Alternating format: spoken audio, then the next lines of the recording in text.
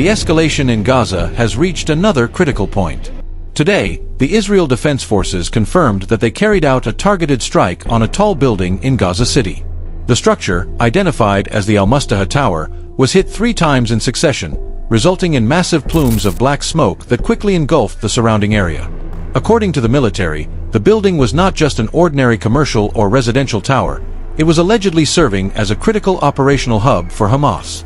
Intelligence reports indicated that the tower concealed underground facilities, used to coordinate attacks, plan ambushes against IDF forces, and provide escape routes for militants. Footage recorded from Gaza showed the exact moment when residents were urged to evacuate before the strikes occurred. Sirens blared, and families rushed into the streets carrying children and personal belongings.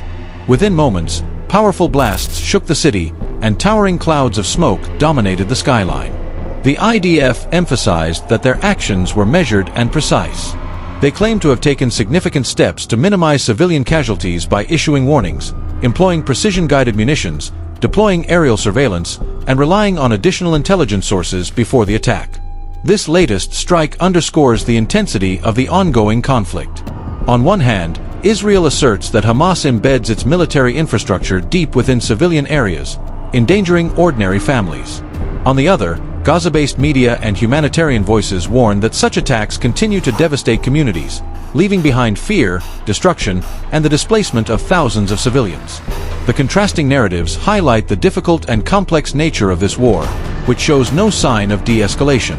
Before its destruction, the Almustaha Tower stood as one of the key landmarks in Gaza City. Rising high above the dense neighborhoods, the tower was more than just a structure of concrete and glass. It housed offices, small businesses, and served as a place where families gathered for various daily activities. For many residents, it represented both progress and resilience, a rare symbol of modernity in a city that has endured years of blockade and conflict. However, Israeli intelligence argued that beneath this facade of civilian life, the tower was repurposed into a hub for Hamas operations. Reports claimed that its upper floors served as cover for communication networks, while underground tunnels beneath the foundation connected to wider militant infrastructure across Gaza. This dual identity, part civilian, part military, turned the Almustaha Tower into a focal point of contention. Eyewitnesses recalled that the streets surrounding the tower were vibrant just hours before the strike. Shopkeepers opened their stalls, children played along narrow alleyways, and vendors sold fruits and bread to passers-by. In those moments, no one imagined that the building towering over them would soon be reduced to rubble. The transition from normal daily life to scenes of destruction unfolded in a matter of minutes, leaving residents stunned and displaced. This contrast, between a center of civilian life and a claimed hub of militant activity, is at the heart of the broader debate. For Israel, eliminating the tower was a strategic necessity. For many in Gaza, it was another painful reminder that no place is truly safe, and that ordinary people continue to pay the highest price in a conflict shaped by military decisions and political calculations. The loss of the Almustaha Tower has thus become more than a military action. It has become a symbol of both the fragility of life and the contested narratives that fuel this war. The Israeli military has been quick to emphasize that the operation against the Almustaha Tower was not a spontaneous strike, but rather the result of weeks of surveillance and intelligence gathering. According to official statements, the IDF relied on a combination of aerial drones, satellite imagery, and intelligence provided by field units to confirm the tower's alleged role as a Hamas operational hub. The military insists that precision-guided munitions were deployed with the specific aim of minimizing collateral damage, striking only the intended sections of the building. Video released by the IDF showed advanced unmanned aerial vehicles circling over Gaza, locking onto the coordinates of the tower. Analysts pointed out that Israel's strategy reflects a broader military doctrine: combine real-time intelligence with high-tech weaponry to maintain an upper hand against militant groups operating in dense urban environments. Yet critics argue that even so-called precision strikes cannot erase the devastating consequences for civilians trapped within or living nearby. The IDF further stated that residents were issued advance warnings through multiple channels, including phone calls, text messages, and aerial announcements. This, they claim, demonstrates their commitment to avoiding unnecessary civilian casualties. However, Gaza-based observers argue that such warnings often come only minutes before strikes, leaving families little time to escape, and raising questions about how effective such measures truly are in protecting the most vulnerable. The strike on the Almustaha Tower thus illustrates the sharp divide in perspectives. For Israel, it was a demonstration of military efficiency and targeted action against an enemy network.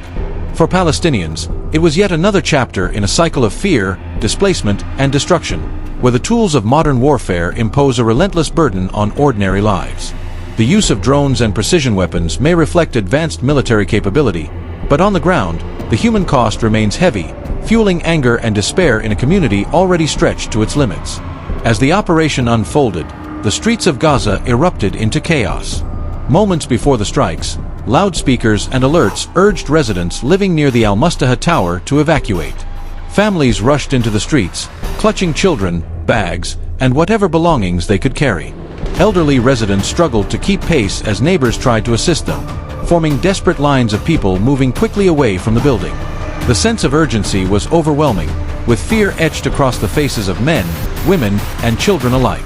Witnesses described a surreal atmosphere. Parents shouted their children's names to ensure they were not left behind, while shopkeepers abandoned their stores, leaving merchandise scattered on the ground. Some residents hesitated, torn between disbelief and dread, unsure whether the warnings were real or another false alarm. Within minutes, the sound of fighter jets pierced the sky, followed by thunderous blasts that shook the ground beneath their feet. The once bustling neighborhood was transformed into a scene of panic, debris, and smoke. Journalists on the ground captured powerful images of families fleeing. Mothers carried infants in their arms, while young boys tried to push wheelchairs carrying grandparents. Cars clogged narrow streets as drivers attempted to escape the area, honking frantically in gridlocked traffic. For many, the experience echoed previous conflicts, a haunting reminder of how fragile life is under constant threat of bombardment. Human rights observers argue that even with advance warnings, the time to evacuate is insufficient for many vulnerable groups. The sick, the disabled, and the elderly often cannot move quickly, and shelters are limited, forcing families to scatter in search of safety. The human dimension of this evacuation, families separated, children traumatized, and communities fractured, highlights the enduring civilian toll of military operations in such densely populated areas. In the aftermath of the evacuation, the smoke of destruction rose high into the Gaza sky. The tower, once a symbol of civilian resilience, was reduced to rubble, leaving behind not only material devastation but also emotional scars that will endure for generations. In the aftermath of the strike, competing narratives quickly emerged. The Israel Defense Forces asserted that the destruction of the Almustaha tower was a calculated move against Hamas, insisting that intelligence proved the site was being exploited as a command center. According to their official statements, the underground facilities beneath the tower served as a staging ground for ambushes, coordination of attacks, and even as an escape network for militants. In this view, the building was not simply a civilian structure but part of Hamas's operational infrastructure, embedded within the fabric of Gaza's residential areas. On the other side, Hamas officials rejected these claims outright. In statements delivered to local media, they accused Israel of fabricating justifications to target civilian property and instill fear among Gaza's population. Hamas representatives argued that the Almustaha tower had no military purpose and was instead a center for businesses, media offices, and ordinary families. They framed the attack as an attempt to break the morale of the people and to punish Gaza collectively. International media coverage reflected this clash of narratives. News outlets aired side-by-side press conferences, Israeli military spokespeople presenting slides of alleged intelligence findings, while Hamas representatives stood before microphones condemning what they described as indiscriminate aggression. The contrast was stark, uniformed IDF officers in Jerusalem briefing global reporters with charts and maps, versus Hamas officials in Gaza addressing crowds with passionate rhetoric and nationalist slogans. This battle of narratives is not new, but each incident further deepens mistrust and polarization. Supporters of Israel point to the necessity of dismantling Hamas's hidden infrastructure to protect Israeli citizens from rocket fire and cross-border raids. Supporters of the Palestinian cause highlight the ongoing civilian suffering, accusing Israel of using disproportionate force under the guise of counterterrorism. The competing claims surrounding the Almustaha tower strike illustrate how truth in this conflict is often contested. Beyond the physical destruction of buildings, there is also a war of information, where perception and messaging are as critical as military firepower. The strike on the Almustaha tower did not go unnoticed on the international stage. Within hours, statements of concern and condemnation began pouring in from governments, humanitarian organizations, and global institutions. the United Nations Security Council convened an emergency session where diplomats from multiple nations debated the legality and consequences of Israel's actions. Some members, including representatives from the United States, emphasized Israel's right to defend itself against armed groups such as Hamas. Others, particularly from the European Union and Middle Eastern nations, stressed the urgent need to protect civilians and avoid disproportionate use of force in densely populated areas. Human rights organizations amplified these concerns, warning that repeated strikes on urban infrastructure could amount to violations of international law. Amnesty International and Human Rights Watch released preliminary assessments, urging independent investigations into whether the Almustaha Tower was indeed a legitimate military target. Their reports highlighted the broader humanitarian impact, noting the growing number of displaced families and the rising trauma among children forced to flee their homes. Meanwhile, international media channels broadcast live coverage of the aftermath, showing the destroyed tower alongside interviews with local residents who had lost their livelihoods overnight. These images sparked protests in several capitals around the world. Demonstrators gathered outside embassies, waving flags and holding banners that demanded accountability and an end to the cycle of violence. The international response reflects the complexity of this conflict. While Israel continues to receive support from allies who view Hamas as a terrorist organization, it also faces increasing pressure from human rights advocates and neutral states urging restraint. The debate is not just about military tactics but about broader principles of justice, civilian protection, and long-term stability in the region. The Almustaha Tower has thus become more than a local battleground. It is now a symbol debated in the corridors of power from New York to Brussels, from Washington to Doha. The question at the heart of these discussions remains unresolved: how to balance the right of self-defense with the obligation to protect civilian life. Beyond the immediate destruction, the long-term consequences of the Almustaha Tower strike are becoming painfully clear. For countless families, the tower was more than a building. It was their source of livelihood, a place of work, and in some cases, their home. With its collapse, small businesses have been wiped out, offices destroyed, and families displaced. The ripple effects stretch far beyond the rubble, cutting deeply into Gaza's fragile economy and already strained social fabric.